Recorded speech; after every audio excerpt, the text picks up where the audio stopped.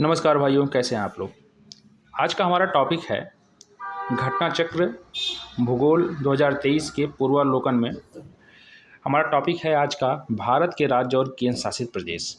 ठीक है, तो सबसे पहले मैप को देख लेते हैं।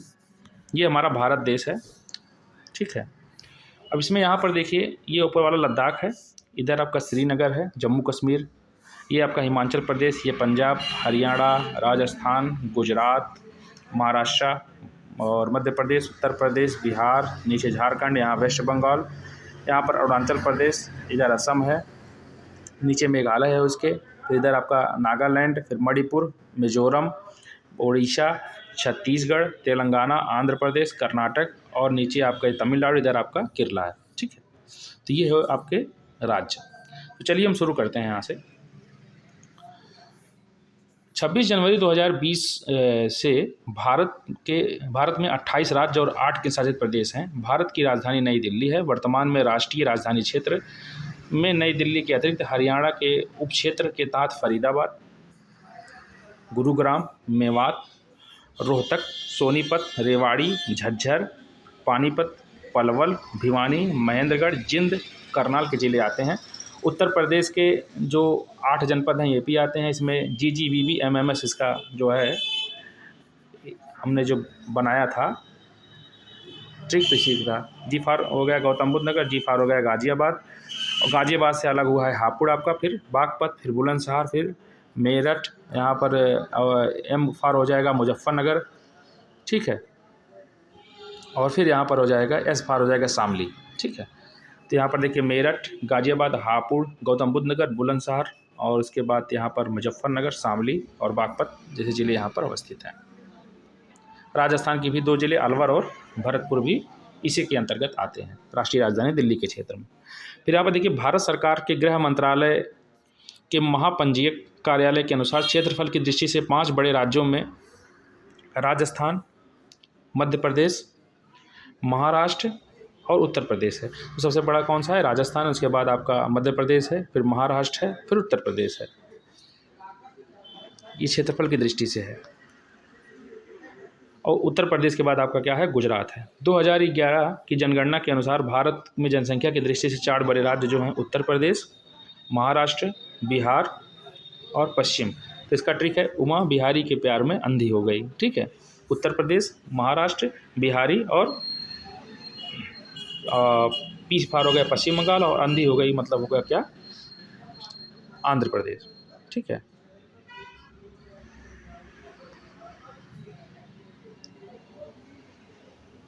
यहाँ पर देखिए उत्तर प्रदेश राज्य की सीमा से स्पर्श करने वाले 8 राज्य एवं के शासित प्रदेश में हिमाचल प्रदेश है, हरियाणा है, राजस्थान है, मध्य प्रदेश, छत्तीसगढ़, झारखंड, बिहार और उत्तराखंड तथा केंद्र शासित प्रदेश दिल्ली है। तो 8 + 1 जो है यहाँ पर 9 की संख्या है। मध्य प्रदेश की सीमा वर्तमान में 5 राज्यों गुजरात, राजस्थान, उत्तर प्रदेश, छत्तीसगढ़ और महाराष्ट्र से लगती है। ठीक है, मध्य प्रदेश की राजधानी भोपाल नगर 23 डिग्री 25 मिनट उत्तरी अक्षांश पर अर्थात कर्क रेखा 23 डिग्री 30 मिनट के दक्षिण में स्थित है। तो कर्क रेखा के दक्षिण में कौन सा है? भोपाल है। ठीक है, फिर यहाँ पर देखिए आंध्र प्रदेश पुनर्गठन संशोधन अधिनियम 2014 के अनुसार आंध्र प्रदेश की सीमाएं उड़ीसा, छत्तीसगढ़, तेलंगाना, कर्नाटक और तमिलनाडु से होकर के 5 राज्यों से होकर के जाती हैं। ठीक है, तो आंध्र प्रदेश से देखिए अलग हुआ आपका तेलंगाना, तो उसके साथ होगा ही। बगल में आपका उड़ीसा है, छत्तीसगढ़ है, कर्नाटक और तमिलनाडु तो है ही, 5 राज्य हैं। तो पुदुचेरी केंद्र शासित प्रदेश यनम क्षेत्र को जोड़ा जाए तथा 6 तो सीमा 6 राज्यों और एक केंद्र शासित प्रदेश से लगी हुई है। तो आंध्र प्रदेश में जो है पुदुचेरी का यनम जिला भी तो इसी में आता है। तो 5 राज्य और एक केंद्र शासित प्रदेश जो है इसमें स्थित है। तेलंगाना राज्य की सीमा छत्तीसगढ़, महाराष्ट्र और कर्नाटक एवं आंध्र प्रदेश को स्पर्श करती है। ठीक है, तेलंगाना को कौन कौन से स्पर्श करता है? तो आंध्र प्रदेश तो करेगा ही करेगा, अब बगल में छत्तीसगढ़ है वो भी करेगा, महाराष्ट्र भी करेगा, कर्नाटक भी करेगा। ठीक है, उसके बाद यहाँ पर देखिए कर्नाटक की सीमाएं आंध्र प्रदेश, तेलंगाना, महाराष्ट्र, गोवा, केरल और तमिलनाडु कुल 6 राज्यों से होकर के गुजरती हैं। अब ये चीज़ आपको पता होना चाहिए मैपिंग के माध्यम से। ठीक है, तो केरल की सीमाएं कर्नाटक से लगेंगी, तमिलनाडु से लगेंगी, जो कि नीलगिरी पहाड़ी अगल बगल ही है, अर्थात दो राज्यों से लगी हुई है। और पुडुचेरी के माहे क्षेत्र को जोड़ने पर केरल की सीमाएं 3 राज्यों और केंद्रशासित प्रदेशों से लगी हुई है। ठीक है, अब यहाँ पर थोड़ा मैपिंग हिसाब से देख लेते हैं। ये देखिए आपका, ये आपका जैसे ये आपका यहाँ पे देख लीजिए तेलंगाना है, तो तेलंगाना से इधर देखिए छत्तीसगढ़ लगा हुआ है, इधर आपका जो है महाराष्ट्र लगा हुआ है, इधर आपका कर्नाटक लगा हुआ है, इधर आपका आंध्र प्रदेश लगा हुआ है, और यहाँ देखिए, ठीक है, बस इतना है। उड़ीसा नहीं है, चूँकि देखिए यहाँ पे उड़ीसा नहीं है, तो इस चीज़ को आप देखते रहिए। तमिलनाडु से देखिए सीमा किसकी किसकी लगती है।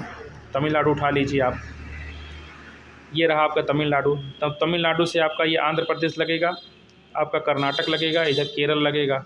ठीक है, और तो नहीं लगेंगे, और केंद्र शासित प्रदेश भी है। तो यहाँ पर देखिए केरल, कर्नाटक और आंध्र प्रदेश 3 राज्य जो हैं इससे सीमा साझा करते हैं। एक सेकंड रुक जाइए। उसके बाद यहाँ पर देखिए पुदुचेरी केंद्र शासित प्रदेश मुख्य क्षेत्र तथा कराईकल क्षेत्र अर्थात कि कुल 4 राज्यों और केंद्र शासित प्रदेशों से लगा हुआ है तमिलनाडु।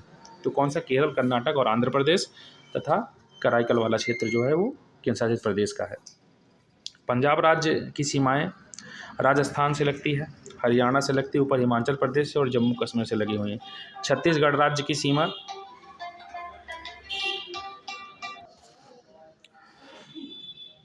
ठीक है। उसके बाद यहाँ पर देखिए छत्तीसगढ़ की सीमा, तो छत्तीसगढ़ राज्य की सीमा उत्तर प्रदेश, मध्य प्रदेश, उड़ीसा, झारखंड, आंध्र प्रदेश, तेलंगाना और महाराष्ट्र के राज्यों को स्पर्श करती है। तो थोड़ा हम छत्तीसगढ़ देख लेंगे, ये छत्तीसगढ़ इम्पॉर्टेंट है। तो ये देखिए आपका ये छत्तीसगढ़ है, ठीक है, ये आपका छत्तीसगढ़ वाला रीजन है, ठीक है।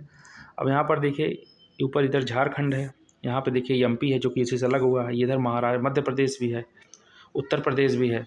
तो एक हो गया ये देखिए झारखंड वाला 2 हो गया, इधर आपका उड़ीसा 3 हो गया, और ये इधर मध्य प्रदेश 4, ये 5 और तेलंगाना भी 6, तो 6 हो गए। तो छत्तीसगढ़ से कौन कौन से हैं इसमें?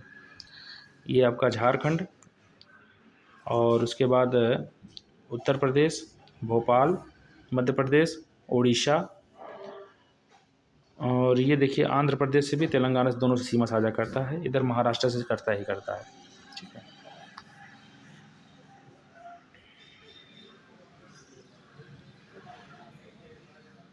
तो यहाँ पर कितने जनपद हुए? तो 1, 2, 3, 4, 5, 6 और 7 जनपद से छत्तीसगढ़ सीमा साझा करता है। भाई देखिए छत्तीसगढ़ एमपी से अलग हुआ है, तो एमपी से सीमा साझा ही करेगा, और जब एमपी से सीमा साझा करेगा तो एमपी और महाराष्ट्र अगले बगल हैं तो उससे भी करेंगे। उत्तर प्रदेश से तो करता ही करता है, आपको पता ही होगा, सोनभद्र वाला रीजन देखे होंगे आप, ठीक है। उसके बाद यहाँ पर देखिए उड़ीसा से भी करेगा जो कि उसी तरफ है, झारखंड से भी करेगा, आंध्र प्रदेश से, तेलंगाना से, आंध्र प्रदेश से करेगा, तेलंगाना से करेगा ही करेगा। आप इसको जान लीजिए, जितना सीमा है जो आंध्र प्रदेश से करेगा वो तेलंगाना से करेगा, ठीक है। उत्तर पूर्वी राज्यों में 7 बांधों के नाम से प्रसिद्ध अरुणाचल प्रदेश, असम, मेघालय, त्रिपुरा और मिजोरम तथा नागालैंड। असम राज्य की सीमा कुल 7 राज्यों से मिलती है, जिसमें असम की सीमा को स्पर्श करता है कौन सा? वेस्ट बंगाल, अरुणाचल प्रदेश, नागालैंड, मणिपुर, मिजोरम, त्रिपुरा, मेघालय, ठीक है। इतनी सीमाएं किसे साझा करती हैं? तो असम से। तो कितने 7 जनपद किसके किसके हुए? 8 जनपद यूपी के हुए हैं, 8 जनपद बोल रहा हूँ, 8 जो है आपके राज्य यूपी से हुए हैं, 7 आपका छत्तीसगढ़ से हुआ, और 7 आपका किससे हुआ? असम से हुआ, ठीक है। तो तो मणिपुर पूर्वोत्तर भारत का सबसे छोटा स्थलबद्ध राज्य है। स्थलबद्ध का मतलब होता है चारों तरफ अन्य राज्यों से घिरा हुआ राज्य। इस राज्य का कुल क्षेत्रफल 22,327 वर्ग किलोमीटर है, जो कि पूर्ण भारत के भू सतह का 0.7% है। मणिपुर की कुल भूमि का 1843 वर्ग किलोमीटर नदी क्षेत्र घाटी बेसिन से संबंधित है। मणिपुर की 92% भूमि पहाड़ी और पर्वतीय किस्म की है। फुमडीज मणिपुर की लोकटक झील में तैरने वाली छोटे छोटे भूखंड या द्वीप हैं, ठीक है। फुमडीज जो हैं मणिपुर की लोकटक द्वीप में जो है, लोकटक जो झील है वहाँ पे जो है छोटे छोटे भूखंड के द्वीप हैं फुमडीज। इनका निर्माण लटकी हुई सिल्ट से बंधे अपतृणों और मिट्टी एवं अन्य जैविक पदार्थों तथा सड़ती हुई वनस्पतियों से हुआ है। फुमडीज विलुप्त प्राय हरिण प्रजाति संगाई का प्राकृतिक निवास स्थान है। ठीक है,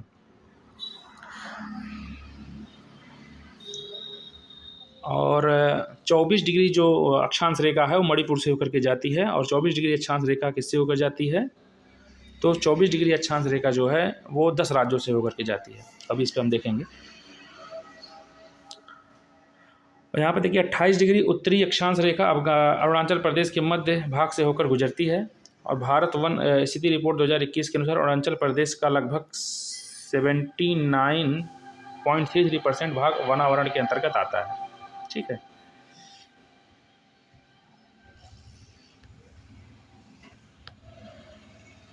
तो यहाँ पर देखिए राजस्थान का मरुक्षेत्र विश्व का सबसे बड़ा घना बसा मरुस्थल है। ठीक है, हमारे यहाँ मरुस्थल की कहाँ कहाँ पे हैं, तो हमारे यहाँ 3 मरुस्थल हैं। एक आपका लद्दाख की कोल्ड मरुस्थल है, दूसरा आपका राजस्थान थार मरुस्थल गर्म मरुस्थल है, एक आपका तमिलनाडु में भी मरुस्थल है। कमेंट में बताइएगा कौन सा मरुस्थल है। लाल मिट्टी का बना हुआ है, रेत और बालू का अर्ध मरुस्थल है वो, पूरा मरुस्थल नहीं, मरुस्थल ही कह सकते हैं आप उसको। तो 3 मरुस्थल हमारे यहाँ हैं। कर्नाटक को सूचना प्रौद्योगिकी के गढ़ या आईटी पावर हाउस या सिलिकॉन स्टेट जैसे नामों से पुकारा जाता है। कर्नाटक में ही भारत की सिलिकॉन वैली के नाम से प्रसिद्ध बेंगलुरु शहर स्थित है। मलनाड कर्नाटक की एक पहाड़ी प्रदेश है जो कि घने जंगलों से आच्छादित है। पाट आंचल यह पाट रीजन छोटा नागपुर प्रदेश जो है प्रदेश में अवस्थित है। तो मैं आपको पाट बता देता हूँ। देखिए ये है आपका छोटा नागपुर पठार। ठीक है, ये आपका दामोदर नदी यहीं से एक पर्वत है, छोटा पठार के एक पर्वत से निकलती है। ये वाला रीजन जो है आपका पाट प्रदेश होता है, और ऊपर वाला रीजन जब आपका है वो कौन सा है, हजारीबाग रीजन है, और नीचे वाला जो है आपका ये पठारी वाला रीजन है। ठीक है, तो यहाँ से जो है दामोदर नदी निकलती है। तो आई होप आपको ये क्लियर हो गया होगा। पाट आपका पश्चिमी क्षेत्र है। उत्तर प्रदेश इसके क्षेत्र में ऊंचे पहाड़ी शिखर होते हैं। छोटा नागपुर पठार का अधिकांश भाग झारखंड राज्य में के अंतर्गत आता है। ठीक है, आंध्र प्रदेश के कोल्लूर की खान से ही विश्व प्रसिद्ध कोहिनूर हीरा जो है प्राप्त हुआ है। इसी कारण इस राज्य को भारत का कोहिनूर कहा जाता है। विदर्भ महाराष्ट्र राज्य के उत्तर पूर्वी प्रदेशों में है। प्राचीन विदर्भ क्षेत्र के अंतर्गत नागपुर अमरावती 2 डिवीज़न आते थे। ठीक है, जिसके अंतर्गत महाराष्ट्र के नागपुर, अमरावती, चंद्रपुर, अकोला, वर्धा, बुल्ढाना डिस्ट्रिक्ट में भूत प्रेत की कहानी बनती है। मतलब भूत प्रेत तो होते नहीं हैं, अभी कौन जान सकता है, लेकिन वहाँ पर आप काफ़ी मूवी वगैरह देखेंगे तो बनता है। इसी से आप बुल्ढाना याद कर लीजिए, महाराष्ट्र में। भंडारा, गोड़िया, वाशिम और गढ़चिरौली ज़िले आते हैं। लातूर महाराष्ट्र राज्य का एक ज़िला है जिसका मुख्यालय लातूर ही है, और समुद्र तल से औसत रूप से 631 मीटर की ऊंचाई पर स्थित इस ज़िले को 30 सितंबर 1993 को भीषण भूकंप आया था। लातूर डिस्ट्रिक्ट महाराष्ट्र में भीषण भूकंप आया था 1993 में। देखिए पहला ही क्वेश्चन मैंने दे दिया है। लातूर किस प्रांत में स्थित है, यहाँ पर महाराष्ट्र में। तो लातूर महाराष्ट्र राज्य का एक ज़िला है। तो देखिए यहाँ पर विदर्भ एक प्रादेशिक नाम है जिसका भारत में है, और यह है कहाँ पे, महाराष्ट्र में। पाट आपका क्या है, तो पाट जो है आपका झारखंड में स्थित है, और ये पश्चिमी जो है छोटा नागपुर पठार पे पाट स्थित है। ऊपर आपका हजारीबाग है, नीचे आपका जो है वो मालवा का पठार है।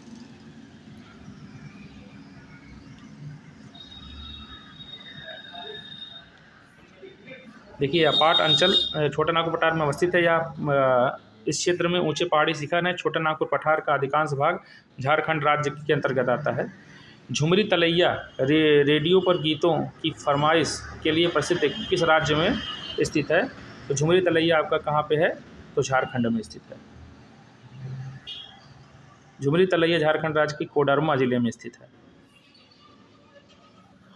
भारत के निम्नलिखित राज्यों में से किसे भारत का कोहिनूर कहा जाता है, तो आंध्र प्रदेश को।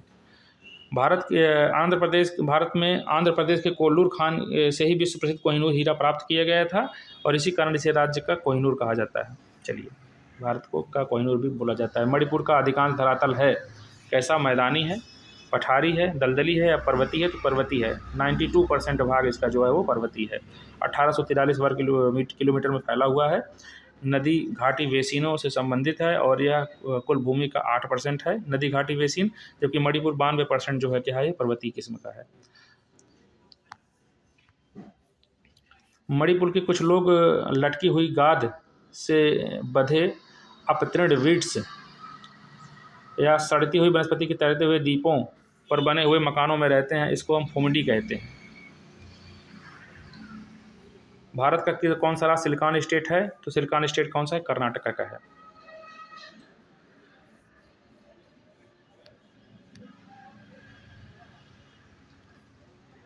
कहा जाता है कि भारत का सिलिकॉन वैली है बेंगलुरु में। देखिए, औरंगाबाद आपका महाराष्ट्र में है और आपका गुंटूर आपका आंध्र प्रदेश में है। ठीक है। हुबली अब यहाँ पे एक काम करिए,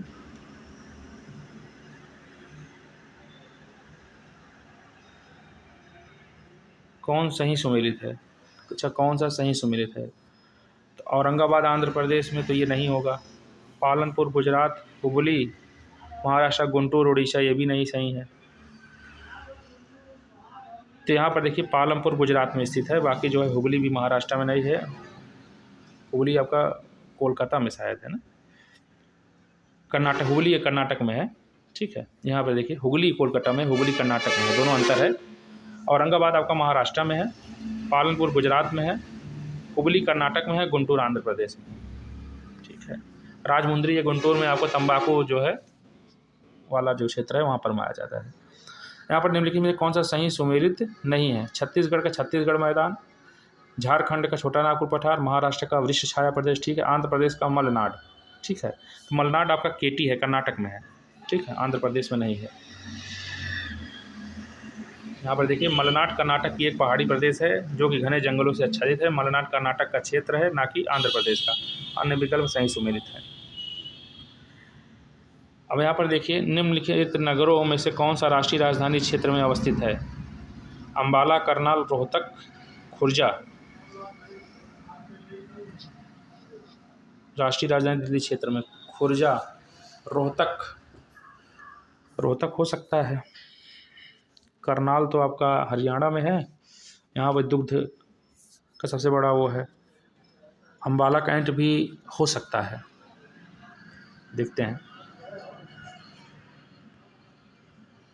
तो यहाँ पर कोई विकल्प नहीं दिया गया है। प्रश्नकाल के दौरान सभी विकल्प गलत थे। वर्तमान में राष्ट्रीय राजधानी क्षेत्र दिल्ली के अतिरिक्त हरियाणा के उपक्षेत्र के तहत फरीदा, गुरुग्राम, मेवात, रोहतक। देखिए, रोहतक है, यहाँ पे रोहतक है ना। ठीक है, चलिए।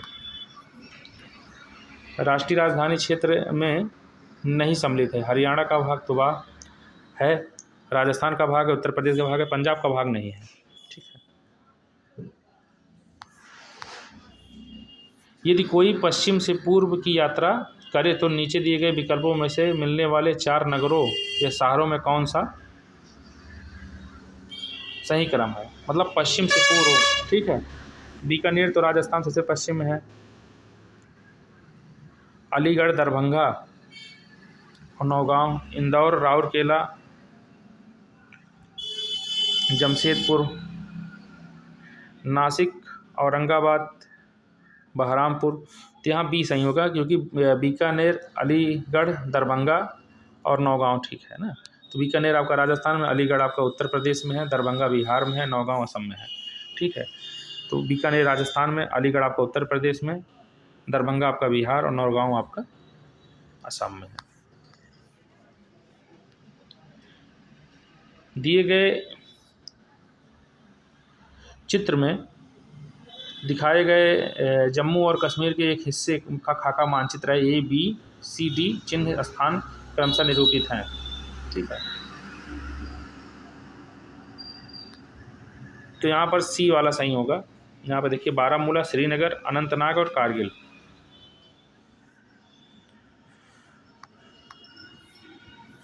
16वां देखिए, निम्न वाक्यों में से कौन सा सही है? मध्य प्रदेश की सीमा 7 राज्यों से लगी है, तो सही बात है। एमपी की सीमा 7 राज्यों से लगी है, छत्तीसगढ़ की भी लगी है, ठीक है। भोपाल कर्क रेखा के उत्तर में है ना, भोपाल कर्क रेखा के दक्षिण में है। पंजाब राज्य की सीमा कहीं भी जम्मू कश्मीर से नहीं लगती, गलत बात है, लगती है। अरुणाचल प्रदेश की कोई राष्ट्रीय पार्क नहीं है, गलत, ये भी कहीं गलत है।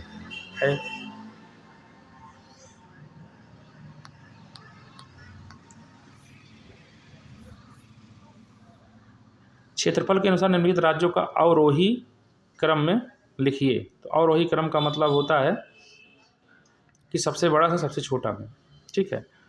तो मध्य प्रदेश सबसे बड़ा है, उसके बाद आपका मध्य प्रदेश के बाद उत्तर प्रदेश है, उसके बाद बिहार है आपका, फिर आंध्र प्रदेश है। 3 4 2 1 3 4 3 4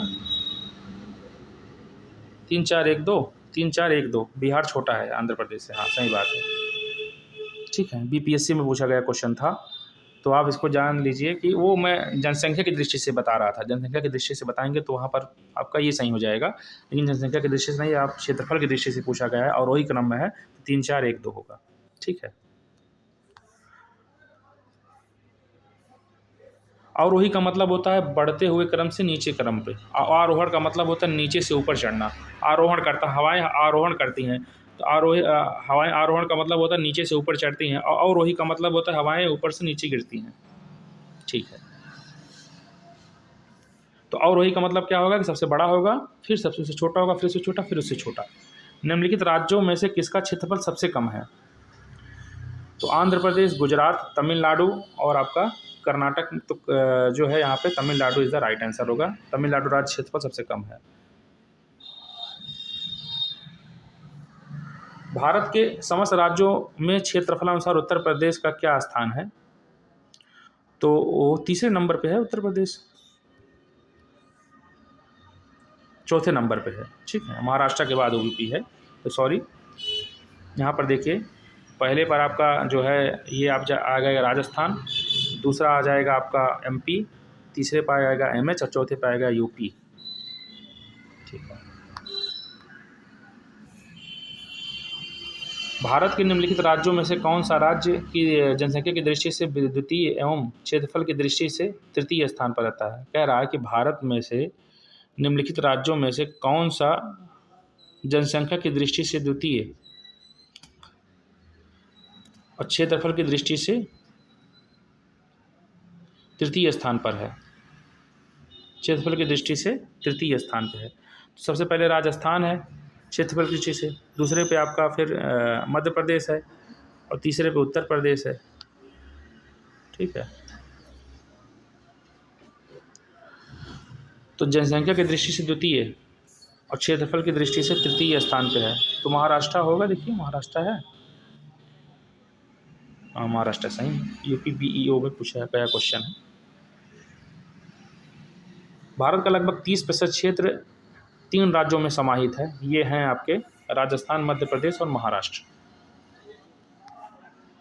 क्षेत्रफल के क्रम में भारत का 3 बड़े राज्य कौन से हैं? तो राजस्थान, उसके बाद मध्य प्रदेश, फिर Maharashtra. Is the right answer होगा। निम्नलिखित में से कौन भारत के राज्यों का उनके क्षेत्रफल के अवरोही क्रम में है, मतलब बढ़ते से घटते हुए क्रम में, ठीक है। यहाँ पर देखिए उत्तराखंड है, छत्तीसगढ़, झारखंड, हिमाचल प्रदेश, ठीक है। उसके बाद यहाँ पर देखिए झारखंड, उत्तराखंड, हिमाचल प्रदेश और छत्तीसगढ़, उसके बाद छत्तीसगढ़, उसके बाद झारखंड, फिर हिमाचल प्रदेश, फिर उत्तराखंड। तो सी इज़ द राइट आंसर होगा। अब इसमें याद करना होता है, कितना याद करोगे यार, इसमें ट्रिक होती है, ट्रिक कभी बता देंगे, आ जाएगा। निम्नलिखित राज्यों को उनके भौगोलिक क्षेत्र के घटते हुए क्रम में लिखिए, ठीक है। तो सबसे कम तो आपका तमिलनाडु होना चाहिए, तो तमिलनाडु का मतलब 2 सबसे लास्ट में होगा, तो 2 सबसे लास्ट में किस में है? एक इसमें है, एक इसमें है, एक इसमें है, तो ये तो ऑलरेडी कट जाएगा। राजस्थान सबसे बड़ा है, जब राजस्थान सबसे बड़ा होगा तो वो पहले नंबर पे होगा, तो राजस्थान पहले नंबर पे किस में है? पहले नंबर पर सिर्फ इसी में है, बाकी इसमें तो है ही नहीं है, तो यही सही मान लिया जाएगा। अब यहाँ पर देखिए, निम्नलिखित में से कौन सा राज्य क्षेत्रफल में सबसे छोटा है? उत्तर प्रदेश, मध्य प्रदेश, राजस्थान या उत्तराखंड? तो उत्तराखंड इधर राइट आंसर होगा। चलिए, भारत में जनसंख्या के अनुसार तीसरा एवं क्षेत्रफल के हिसाब से 12वां राज्य कौन सा है? तो बिहार होगा। क्षेत्रफल के हिसाब से 12वें राज्य पे 12 बिहार, ठीक है, 12 बिहार का। और जनसंख्या के हिसाब से तीसरे पे। 27 नंबर देखिए, निम्नलिखित राज्यों में से कौन सा उत्तर प्रदेश के सीमावर्ती हैं? राजस्थान है, छत्तीसगढ़ है, झारखंड है, पंजाब नहीं है, ठीक है। तो जिसमें जिसमें एक है ये तो कट जाएगा, ये भी कट जाएगा, पहला कट गया, ठीक है, दूसरा सही हो जाएगा वहाँ पे, ठीक है। एक ये भी कट जाएगा, एक वाला ये भी कट जाएगा। 28 नंबर क्वेश्चन देखते हैं। असम कुल मिलाकर कितने राज्यों और केंद्र शासित प्रदेशों 7 से है, ठीक है। अब असम वाला देख लेते हैं। ऊपर आपका अरुणाचल प्रदेश है, असम के नीचे आपका मेघालय है, ठीक है। इधर आपका सिक्किम है, ठीक है। और इधर आपका वेस्ट बंगाल है। सिक्किम से है कि नहीं है, पहले इधर हम जोड़ लेते हैं। तो अरुणाचल प्रदेश 1 हो गया, नागालैंड 2 हो गया आपका, और मणिपुर 3 हो गया आपका, और मिजोरम 4 हो गया, त्रिपुरा 5 हो गया, पश्चिम बंगाल आपका 6 7 है। 1 सेकंड मुझे ये दिखाते हैं आपको, इसको भी देख लीजिए, ज़्यादा सही रहेगा। 1 सेकंड, 1 सेकंड, ये देखिए आपका यहाँ पर ऊपर अरुणाचल प्रदेश है, ठीक है। अब ये वाला क्षेत्र देखिए असम है, ठीक है, ठीक है, ये वाला असम है। तो यहाँ पर देखिए ये सिक्किम भी है, नीचे मेघालय भी है, और इधर आपका देखिए यहाँ पे वेस्ट बंगाल भी है, ठीक है। तो ये भी है आपका। फिर यहाँ पे ये आपका है नागालैंड, ये मणिपुर, ये है आपका, दिख रहे हैं यहाँ से देखिए, ये वाला आपका, ये भी त्रिपुरा और मिजोरम भी है, ठीक है। वही मैं कंफ्यूज कर रहा, त्रिपुरा और मिजोरम है कि नहीं है, तो वो भी है। फिलहाल एक अच्छा मैप लेकर के आपको पढ़ाया जाए, ज़्यादा सही रहेगा। कहाँ पे पहुँचे थे? देखिए, क्लियरिफिकेशन होना ज़रूरी है, क्लियर नहीं होगा तो मामला फिर गड़बड़ हो जाएगा, ठीक है। यहाँ पे देखिए 30 नंबर क्वेश्चन। निम्न नगरों में से माध्य समुद्र तल से ऊंचाई अधिकतम है किसकी? तो बेंगलुरु की, ठीक है। अब यहाँ से समुद्र तल की ऊंचाई आप देख लीजिए, तो यहाँ पर देखिए बेंगलुरु या बेंगलोर जो है 910 है, दिल्ली 218 है, जोधपुर आपका 250 से 300 है, नागपुर आपका 312 है। स्पष्ट है कि बेंगलुरु की ऊंचाई दिए गए अन्य सभी नगरों से अधिकतम है। 31 नंबर देखते हैं। निम्नलिखित में से कौन सा कथन राजस्थान के मरु क्षेत्र के लिए सही है?